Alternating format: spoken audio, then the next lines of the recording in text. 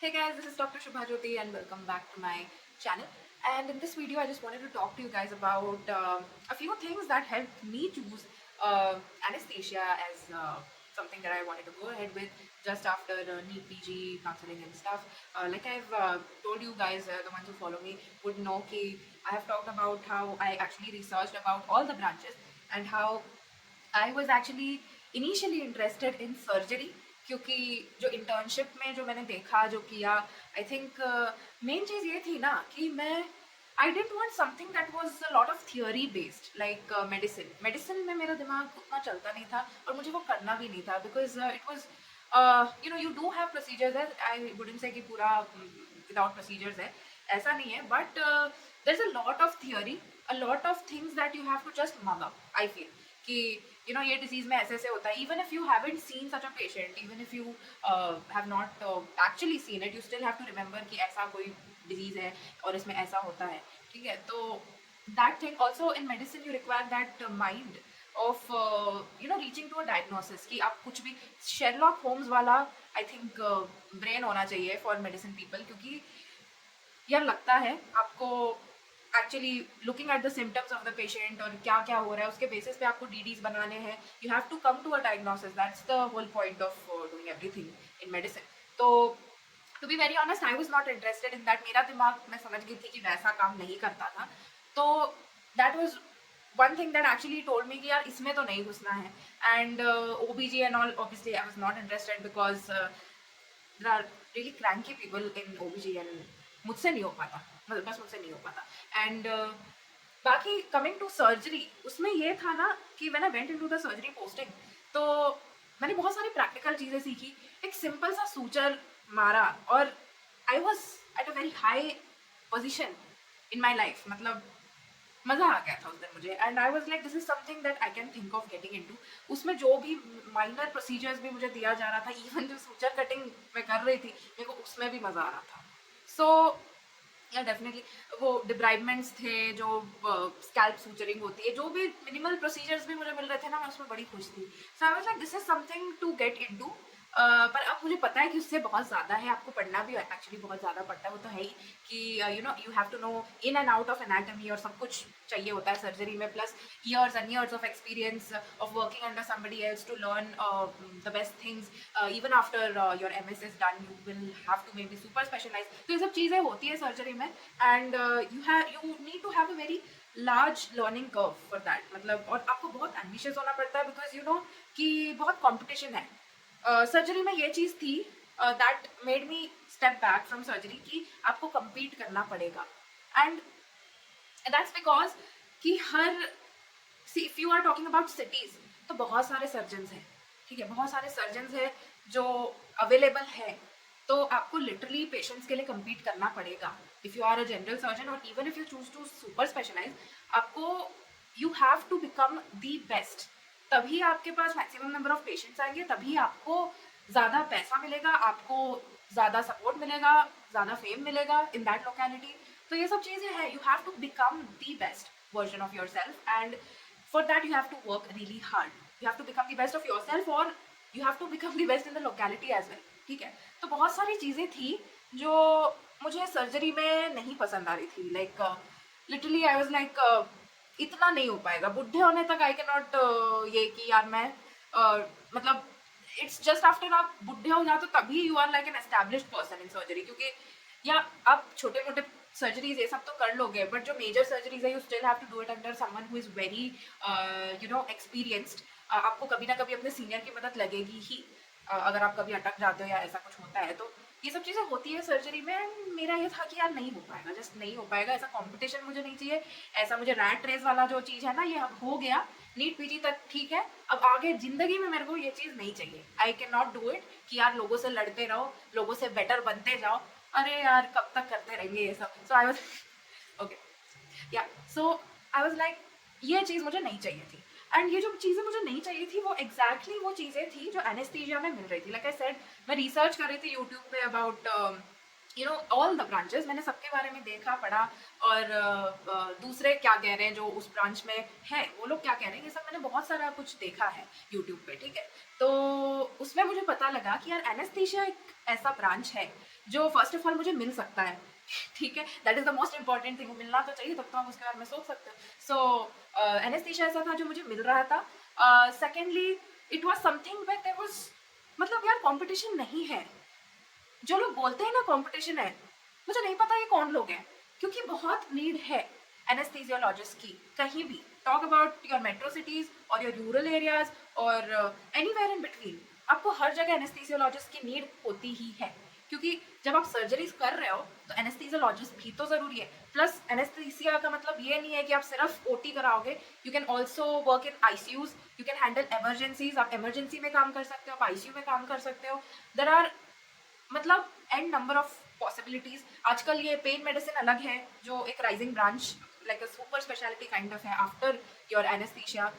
So there are lot of things that you can do with just a degree of anaesthesia, और आगे भी आप कर सकते हो। लेकिन ये भी बहुत बढ़िया बात है that it is not a necessity कि आप इसके बाद सुपर स्पेशलाइजेशन करो ही।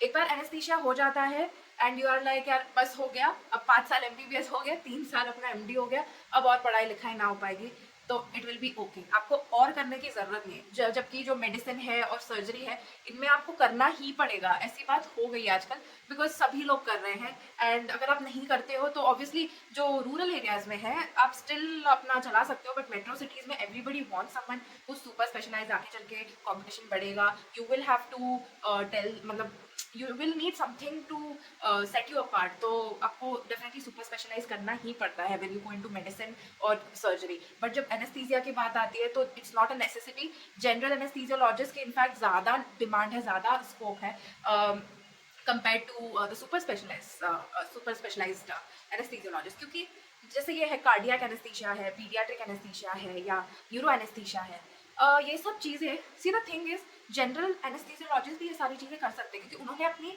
पोस्टिंग्स और ये सब में सब कुछ देख लिया है, वो सब कुछ जानते हैं, they can do it. But obviously the specialized people will be chosen over them, like a cardiac anesthesiologist will be मतलब obviously called for cardiac cases, but the thing is ना इनके साथ ये प्रॉब्लम होती है कि लिमिटेड हो जाता है, मतलब आप कार्डियक केसेस ही करोगे, आप जनरल केसेस करोगे ही नहीं। सो या इनको पैसे ज़्यादा मिलेंगे obviously whenever they are working for only just one case, ठीक है, बहुत ज़्यादा पैसा मिलता है उस केस के लिए। लेकिन ये भी है ना कि आपका like number of jobs decreases, मतलब आपको सर्टेन लोकेलिटी में ही शायद कहीं जॉब मिलेगा, ये नहीं होगा कि हर जगह जहाँ मर्जी वहाँ मिल जाए, ये नहीं होता है। So like if general anaesthesiologist wants a job, तो मेरे को इतना ढूंढना नहीं है, I have to just select a place कि हाँ यहाँ मुझे सेटल होना है, यहाँ मुझे रहना है, and I will find a job there, मेरे को उसकी टेंशन नहीं रहेगी।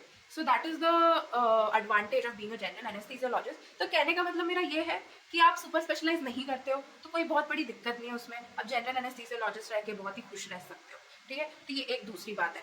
तो एक और चीज़ थी जो बहुत ही इंपॉर्टेंट रही कि you know I want to take anaesthesia because of this thing, कि एनेस्थीसिया में थियोरी ऑब्वियसली है, थियोरी ऑब्वियसली रहेगा, पर यार देखो मैं ऐसी टाइप की नहीं थी जो यू नो सिर्फ थियोरी में जो इमर्स रहता है, just like what I talked about medicine, वैसी टाइप की मैं नहीं थी। I didn't want to do just theory theory theory. और एनेस्थीसिया मैंने ये देखा था कि यार there are a lot of procedures, ठीक है, आपके पास स्पाइनल होगा, एपिड्यूरल होगा, जनरल एनेस्थीसिया में इंट्यूबेशन होगा, सेंट्रल लाइंस है, आर्टीरियल लाइंस है, और भी बहुत सारी चीज़ें हैं, ठीक है। There is a lot of procedures to do, there is a lot of things to learn. Main thing मैं ये बोलना चाहती हूँ, पहले मुझे इतना पता नहीं था अबाउट थियोरी में एक्चुअली क्या होगा, पर अब तो मैंने कर लिया है, तो अब तो मैं आपको बता सकती हूँ डेफिनेटली कि यार आप जो ओटी में करते हो ना वही आपको पढ़ना है। Like if you are practically good, practically आपको चीज़ें समझ आ रही है कि क्या हो रहा है, क्या करना है, ठीक है।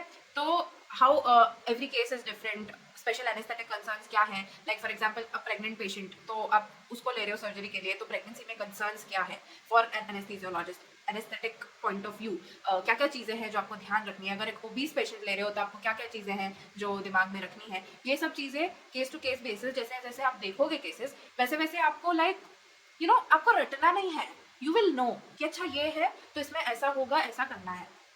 So what I really like about anesthesia is it's not totally mug up. आप जो देख रहे हो वो ही आप काइंड ऑफ पढ़ते हो, वही आप रिलेट करते हो और आप वही सीखते हो। ठीक है। In other subjects I don't think you are very lucky enough कि आपको हर केस हमेशा देखकर ही सीखने को मिलेगा। There are lot of rare cases that you still have to know and understand, और काफ़ी सारे केसेस आप शायद देखते भी नहीं हो, फिर भी आपको सब पढ़ना पड़ेगा, याद रखना पड़ेगा। तो ये जो तकलीफें हैं ना, ये सब एनेस्थीसिया में नहीं होती है। You are doing what you are seeing, you are learning what you are seeing, you are studying what you are seeing, so it becomes really easy to actually study anaesthesia. Obviously ये physiology part होता है जो आपको theory पढ़ना पड़ता है, but I think physiology is kind of interesting. For me it was very interesting. Plus जो फार्मैक होता है वो भी थोड़ा सा रट्टू टाइप का होता है, बट हाँ कुछ ड्रग्स हैं जो बहुत इंपॉर्टेंट है। मेनली जो इमरजेंसी ड्रग्स है उनके बारे में तो हर डॉक्टर को ही पता होना चाहिए आई थिंक। प्लस जो कुछ चीज़ें हैं, इंडक्शन एजेंट्स है या फिर मसल रिलैक्सेंट्स है, ये सब बहुत ही बेसिक चीज़ें हैं। कुछ चीज़ें हैं that is very much relevant to anaesthesia only, and I feel really good to know about these drugs more than the other people. Like sometimes I've seen emergency में कि medicine people will just give midas and intubate a patient. So you will understand if you go into anesthesia कि how you can do things better if you know about a lot of drugs. ठीक है, क्योंकि हम लोग routinely use करते हैं, हम routinely बहुत सारी चीज़ें यूज़ करते हैं। ओटी में ड्रग्स होते हैं जो हम इंटूबेट करने से पहले यूज़ करते हैं, हमें काफ़ी सारी चीज़ें डीपली पता होती है, more than a lot of people. Specially emergency procedures के बारे में हमें बहुत कुछ पता होता है। तो I think it's a good feeling कि आपको ज़्यादा पता है about a lot of drugs. So pharmac पढ़ना इज़ अ लिटिल, थोड़ा सा इनिशियली प्रॉब्लम आता है, इट इज़ वॉलेटाइल, आपको बार बार पढ़ना पड़ेगा initially, but after a point of time आपको चीज़ें ऐसे याद रहने लग जाएंगी। And again the thing is, आपको याद कैसे रहेंगी? याद इसलिए रहेंगी क्योंकि आप ये रोज ड्रग्स यूज कर रहे हो, क्योंकि आप रोज यूज कर रहे हो, आपको डोज उसकी खुद ही याद हो जाएगी, वो कैसे बिहेव करता है वो ड्रग, वो आपको खुद ही समझ आ जाएगा। क्योंकि every day you are using that drug, you are looking at the vitals of the patient, you are seeing how the body actually reacts to it. तो ये सब चीज़ें आपको ना मतलब ऐसे रटना नहीं पड़ेगा कि इससे ये होता है, वो होता है, कहाँ क्या यूज़ करना है, ये सब चीज़ें आप देख देख के सीखोगे। So like I already said, सबसे बेस्ट चीज़ मुझे यही लगती है एनेस्थीसिया के बारे में कि आपको बहुत ज़्यादा रटना नहीं होता है, बहुत ज़्यादा थियरी मगअप नहीं करना होता है। अ lot of things you will see on a practical basis, everyday life में आप देखते रहोगे जो आपको एक्चुअली पढ़ना है। तो it is not tiring for someone like me who is you know, जिसको प्रैक्टिकल देख के और उसके बाद उसके बाद में पढ़ना अच्छा लगता है, ऐसे लोगों के लिए anaesthesia will be really good as a subject. आपको मज़ा आएगा एनेस्थीसिया के अंदर। ठीक है, other than that I think जो थियोरी प्रॉपर होता है एनेस्थीसिया का, बेसिक साइंसेस तो फिजियोलॉजी और फार्मैक का ही होता है। बाकी जो होता है आपको केस बेस्ड ही आते हैं कि ऐसा ऐसा पेशेंट है, जैसे like I said, if you get a patient on कि वो बोलेंगे कि माइट्रल स्टीनोसिस वाला आपके पास पेशेंट है, तो इसको आप कैसे मैनेज करोगे? तो these are the kind of questions that actually come, and उसमें आपको पता होना चाहिए कि वो केस कैसे हैंडल करना है, उसमें क्या क्या यूज़ करना है, कैसे करना है, क्या करना है, and that you will be able to answer really very easily अगर आप ओटी में अच्छे से काम किए हो, आप अलर्ट रहे हो, आपने यू नो केस देखते वक्त ही आपने पढ़ाई कर ली है अपनी। तो ये सब चीज़ें हैं जो makes anaesthesia very interesting for a lot of people like me, and yeah, that's one thing that actually made me go, you know, it made me choose anesthesia as my stream. One more really interesting thing why I took up anesthesia was कि मैं ऐसी नहीं थी कि you no ward में like 10 patient है, 20 patient है, 30 patient है, जितने भी पेशेंट है, मेरे को हर एक की डिटेल्स सब कुछ याद रखना और सबके लिए हर एक चीज़ करना, that was kind of tiring for me, क्योंकि ऑब्वियसली मैंने इंटर्नशिप की है एंड यू नो मेरी लग जाती थी ऐसे चीज़ों में। जो भी था, ब्लड कलेक्शन था, कैनुला था, डिस्चार्ज कार्ड बनाना था, जो भी काम हमें मिलता था, प्लूरल टैपिंग था, साइटिक टैपिंग था, जो भी मतलब जिसका भी रिपोर्ट ले आना, जो कुछ भी काम दिया जाता था हर एक पेशेंट का, like it use to be given as a list in internship. और वो लिस्ट देख के ना मेरी हमेशा फट जाती थी मेरे को, मतलब दैट वाज समथिंग मैं कभी नहीं करना चाहती थी। वो वार्ड वाली जो चीज़ें होती है ना कि 10 पेशेंट 20 पेशेंट को आप साथ में संभाल रहे हो, उनका काम साथ में कर रहे हो, ये मुझे कभी नहीं करना था। ठीक है, so this thought of the fact कि यार मैं ओटी में रहूँगी, एक पेशेंट एक टाइम पे आएगा मेरे पास, एंड उस पर मैं कम्प्लीटली ध्यान दे सकती हूँ, एंड उसी का मैनेजमेंट मेरे को कम्प्लीटली करना है, उसी पे ध्यान देना है, and then I am just done with that patient. Next patient लेना है, I have to concentrate on that patient and then I take the next patient. तो ये वाला जो फैक्ट है ना, ये भी मुझे बहुत अच्छा लगता था अबाउट एनेस्थीसिया कि यार एक पेशेंट लिया, उसको देखा, उसको बाहर किया, देन मतलब उसको स्टेबलाइज किया, and then we are done. उसके बाद हमारा कोई ये नहीं है। तो that thing I really like about anaesthesia, specially for people like me जिनको ना ऐसे वार्ड वाली चीज़ें पसंद ही नहीं है, लाइक ऐसे 10-20 पेशेंट साथ में मैनेज करना मुश्किल लगता है जिन लोगों को। I think for you, I think anaesthesia is really good. Obviously there is one thing here कि आपको आईसीयू भी देखना पड़ेगा, but the fact and tell you कि most of the anaesthesiologist do not like ICU, और जिनको पसंद है वो लेते हैं, वो करते हैं ड्यूटीज आईसीयू में. Even people super specialise in critical care और आगे जाते हैं उसी चीज़ में. मेरे काफ़ी दोस्त हैं जिनको उसमें इंटरेस्ट है, तो वो लोग वो चीज़ कर सकते हैं. उनको वो जो 10 पेशेंट साथ में देखने वाली चीज़ होती है वो उनको जमती है, वो उनको करना है, वो उनको अच्छा लगता है. तो ऐसे लोगों के लिए it is fine, it is okay, वो उसमें आगे जा सकते हैं. So if you are someone की बोलोगे कि यार ये चीज़ तो हमें ऐसा कुछ है नहीं हमारा, तो still you can get into the ICU and do those things जो आप यू नो लाइक उसमें. I'll tell you one more thing कि आईसीयू में थोड़ा सा ब्रेन चाहिए होता है to be thinking like a medicine person also. तो जो लोगों को ये भी था ना कि यार मेडिसिन वाला चीज़ें आपको पसंद थी, वो भी करना था, तो I think for those people आप क्रिटिकल केयर में भी जा सकते हो. प्लस द प्लस पॉइंट जो हो जाता है ना कि आपके प्रोसीजर्स बहुत अच्छे हैं. So once you are done with anaesthesia तो आप ऐसे हो जाते हो ना, you are really good at all the emergency procedures. जो भी प्रोसीजर्स नीडेड होंगी ना आईसीयू में, आप उसमें महारथी हासिल कर लोगे. तो उसके बाद आपको किसी चीज़ का डर नहीं है. उसके बाद यू कैन स्टडी मेडिसिन, उसके बाद you can study about antibiotics, different kind of diseases, how you go about in the ICU, everything. And you can become a great intensivist after that. ठीक है, तो अगर आपको लगता है कि मेडिसिन की तरफ आपका फिर भी इंक्लिनेशन है, तो still you can even after anaesthesia you can take a critical care and you don't have to leave medicine then. ठीक है, तो वो भी एक रास्ता है फॉर द पीपल जिनको ये सब काम पसंद है, वार्ड या फिर मतलब आई मीन कि मल्टीपल पेशेंट साथ में हैंडल करना और ये सब चीज़ें जिनको पसंद है, diagnosis and all that kind of stuff, तो वो लोग इसमें भी आगे जा सकते हैं. एक और चीज़ जो मुझे इंक्लाइन करी एनेस्थीसिया की तरफ was that I wanted money.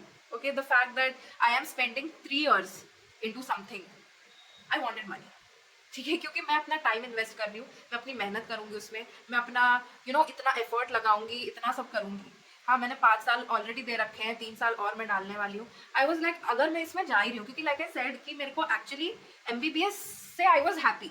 तो मैंने कहा यार अभी अगर करना ही है ये सब तो I want to earn money.